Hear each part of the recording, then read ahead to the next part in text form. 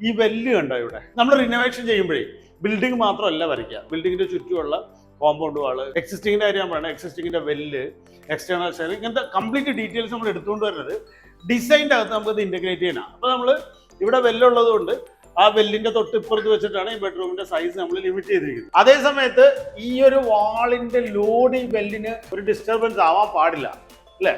അപ്പൊ അതിന് നമുക്ക് എന്ത് ചെയ്യാൻ പറ്റും? നമ്മൾ എന്ത് ചെയ്തു എന്ന് പറഞ്ഞാൽ ഇവിടെയും സപ്പോർട്ട് കൊടുത്തിട്ട് ഈ രണ്ട് സപ്പോർട്ട് തമ്മിൽ കണക്ട് ചെയ്തിട്ട് ബീം അടിച്ച് ആ ബീമിൽ ഈ പോർഷനിലെ ലോഡ് കൊണ്ടുപോകും എന്ന് പറഞ്ഞാൽ വെല്ലിന്റെ അടുത്തുള്ള മണ്ണിൽ ആ ലോഡ് ഒഴിവാക്കി കൊടുത്തത് കൊണ്ടാണ് ഈ സ്ട്രക്ചർ സേഫ് ആയിട്ട് നിർത്താൻ പറ്റുന്നത്. ഈ രീതിയിൽ ഡിസൈൻ സ്റ്റേജിൽ നമ്മൾ നല്ല എഫർട്ട് ഇടേണ്ടി വരും. ഡിസൈൻ സ്റ്റേജിൽ നമ്മൾ എഫർട്ട് ഇട്ടാലും മാത്രമേ റിനോവേഷൻസ് സക്സസ് ആവുള്ളൂ. ഇത്രയും കോംപ്ലിക്കേറ്റഡ് ആയിട്ടുള്ള ഒരു വീടിനകത്ത് നിന്ന് ഇത്രയും സിമ്പിൾ ആയിട്ടുള്ള ഒരു ഡിസൈനിലേക്ക് നമ്മൾ മാറ്റണമെങ്കിൽ ഡിസൈൻ സ്റ്റേജിൽ എഫർട്ട് ഇട്ടാലും മാത്രമേ സാധിക്കൂ. പഴയ വീടിന് പുതിയ മുഖം റിപ്പയർ കൊച്ചി ഇപ്പോൾ കേരളത്തിൽ എല്ലായിടത്തും, അത് കൂടാതെ കർണാടകത്തിലും വിശാഖപട്ടണത്തും ഉണ്ട്. നന്ദി.